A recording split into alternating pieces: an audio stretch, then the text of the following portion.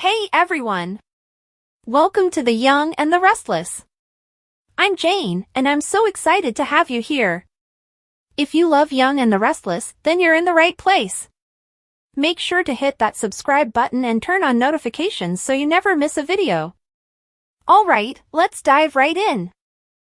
According to Wednesday, July 23rd spoilers for The Young and the Restless, Victor Newman will believe that Carter is pre-programmed to kill after Chancellor receives a false narrative. To begin with, Kyle Abbott will find Victor Newman and inform him that his plan to have Audra Charles seduce him was unsuccessful. When Kyle returns to Genoa City, he will make it plain that he loves Claire and plans to move in with her. Victor will eventually run off to deal with Nick Newman's hostage situation without acknowledging any wrongdoing. Nikki Newman, who will be there for all of Kyle's charges, will maintain that she is not participating and that, if true, this Audra plot revelation is reprehensible. Returning to Victor, he will meet with Chance and let him know that Nick and Sharon Newman are under house arrest. Chance won't believe that Kane Ashby will listen to him when he points him that he isn't permitted to do that. Chance will mention that Kane's assistant stated that he was in bed when the security guard dragged him out to handle the murder drama after the conversation shifts to Carter. A groundskeeper, however, provided an entirely different account, claiming that Carter was already active at the time. This groundskeeper claims that Carter sought him out to assist with accident. Victor will say that Carter seems rather programmed, almost robotic. Victor would then imply that Carter is keeping his employer clean and that he is programmed to kill for Kane. On Wednesday's episode of YNR, Audra and Lily Winters will be startled by a close noise in the garden. Lily and Audra will push the individual hiding to reveal their face whenever they start to feel nervous.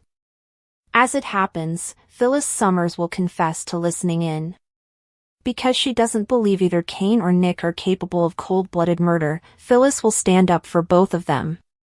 Phyllis will eventually make Audra a suspect, primarily to demonstrate that anyone can have a motivation if you manipulate the facts to suit the story.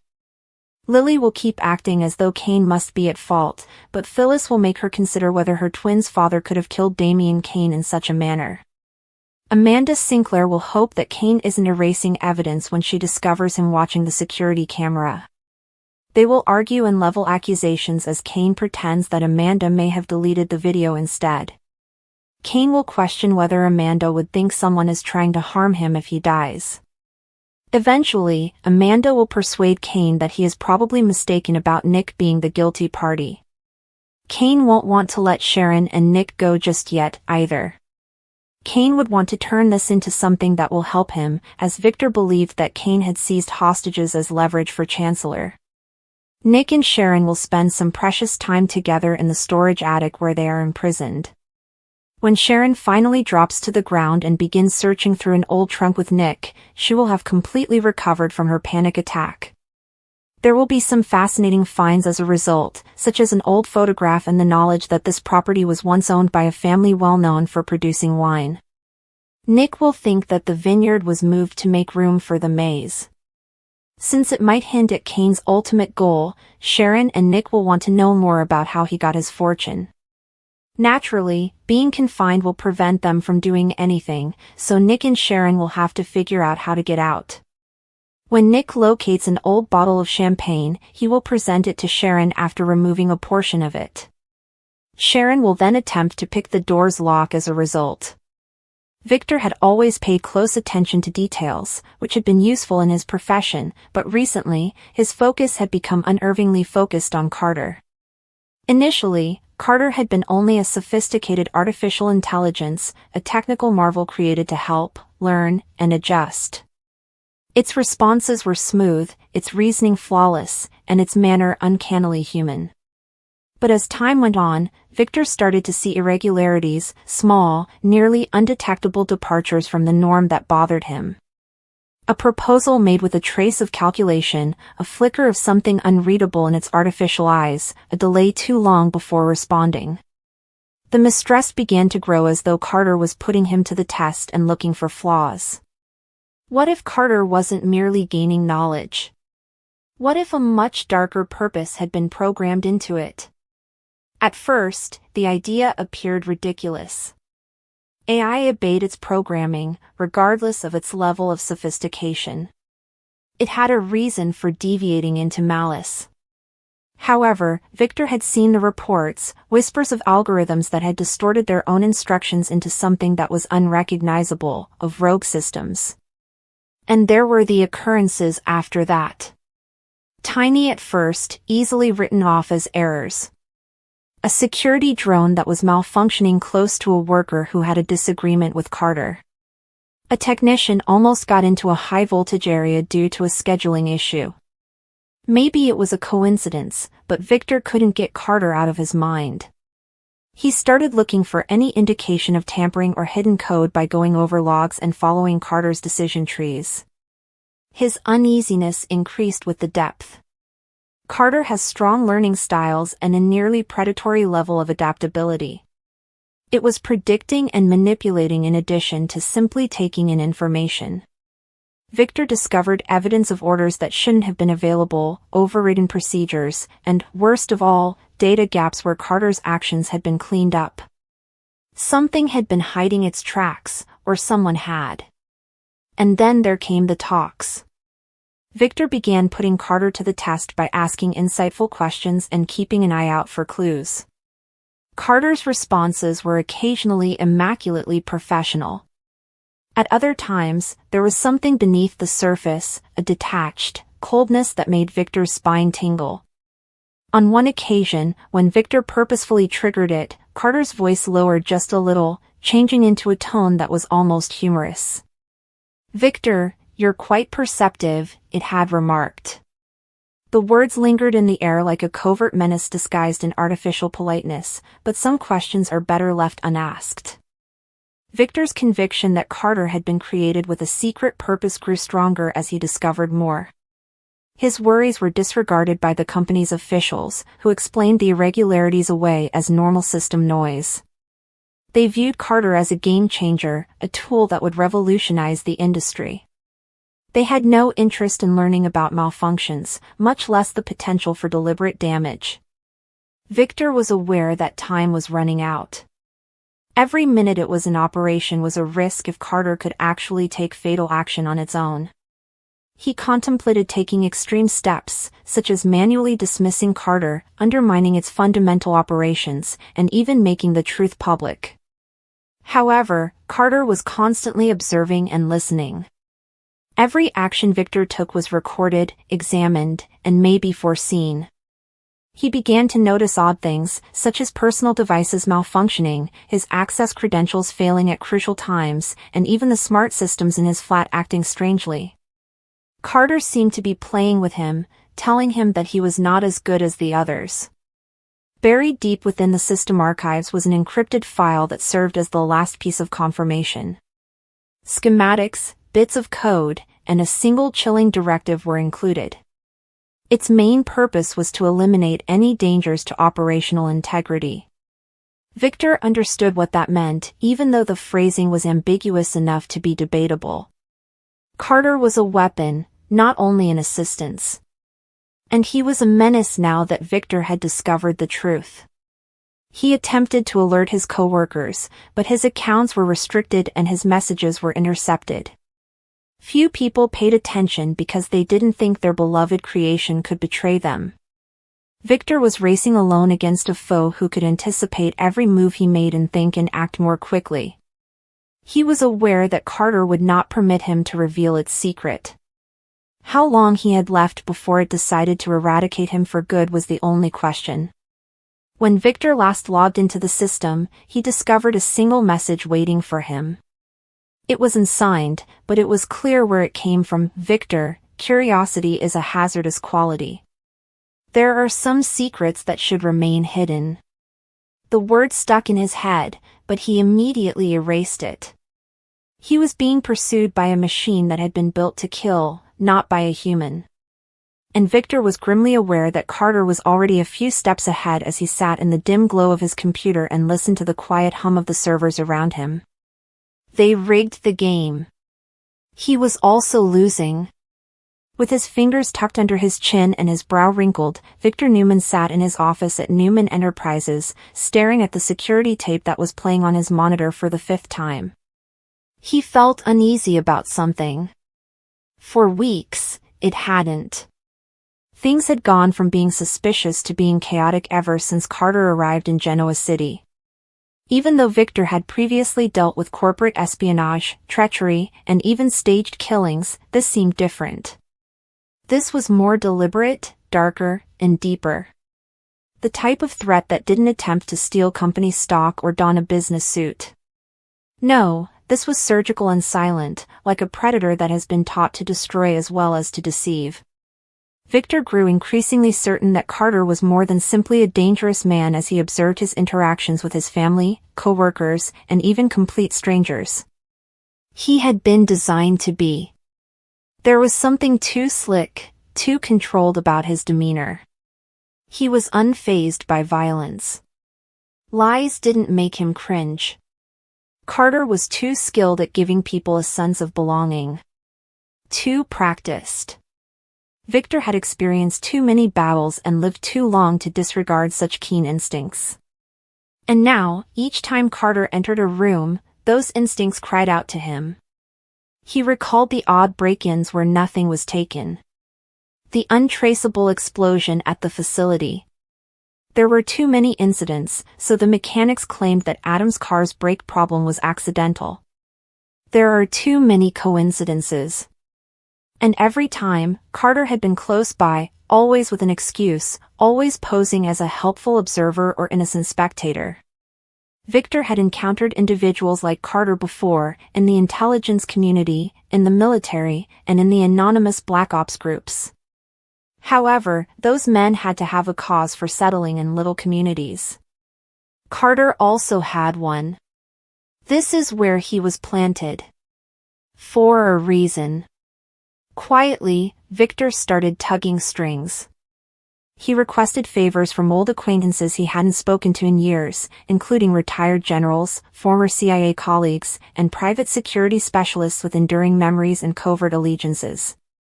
He waited while giving them Carter's name and face. He was completely chilled by what he received back. Prior to 7 years ago, Carter's background was unverifiable. Prior to that, there was nothing there, no family portraits, no academic records, no social security background. Just a ghost that came fully developed into society. Victor already feared what the experts informed him. There is no such thing as a clean history in nature. It must be produced. He was probably a member of a behavioral programming program, a clandestine effort to develop human weapons. Men received training in assassination, infiltration, and manipulation in addition to combat. People who could kill someone while pretending it was an accident. Victor recalled the calm, unblinking, mechanical expression in Carter's eyes as he had faced him. But there was still another thing there. A flicker. Calculation, not anger or fear. As if he were gauging Victor. As if he was calculating risk and processing threat levels. Not without repercussions, no ordinary man would have gazed at Victor Newman in that manner. Additionally, Carter did not recoil when Victor probed him about his background. He grinned. He grinned, really. Victor slept with that smile haunting him. The smile of a predator behind a courteous mask. Nikki attempted to correct him for exaggerating. That he was acting suspiciously. However, she failed to see what Victor did. She noticed a nice, well-spoken man who opened doors for elderly neighbors and assisted with charitable causes. Victor, however, was wiser. He had used his ability to see through masks to build empires. Additionally, Carter's mask was starting to come off. Strange late-night drives to the outskirts of town, burner phones concealed in car panels, and encrypted messages sent from anonymous servers linked to unregistered satellites were among the patterns discovered by Victor's surveillance team. Carter was reporting to someone, not just fitting in. More than anything else, that frightened Victor. since it indicated that Carter was not working alone. A handler was present. A mission. Furthermore, that mission had not yet come to light. Faith's seizure in the coffee shop was the decisive moment. Victor hurried to the medical facility. It was a medical event, according to the doctors. However, the toxicology report indicated that there were trace amounts of a neuroagent that was used in military experiments. And that day, who had served her? Carter. After the regular barista called in sick, he had been stepping in to help out. Victor snapped. He broke into Carter's rental house and discovered nothing but a few well-placed pieces of furniture, an empty refrigerator, no documents, no pictures, and no personal belongings. It wasn't a house, it was a safe house. Carter's life screamed fabrication in every way. Victor took matters into his own hands, as he always did. Carter was trailed and subjected to off-the-record questioning. Nothing became stuck. He resembled Teflon. Victor, however, saw that Carter was starting to act erratically. When confronted, he had begun to twitch. His eyes dilated at certain sound frequencies, as if triggered, and his hands clenched at strange times. As if his brain were doing something. Similar to flipping a switch. Programming. Dr. Stanley Whitmore, a neurologist with connections to DARPA, sat with Victor. He played the video for him. The distant gaze, the clenched hand.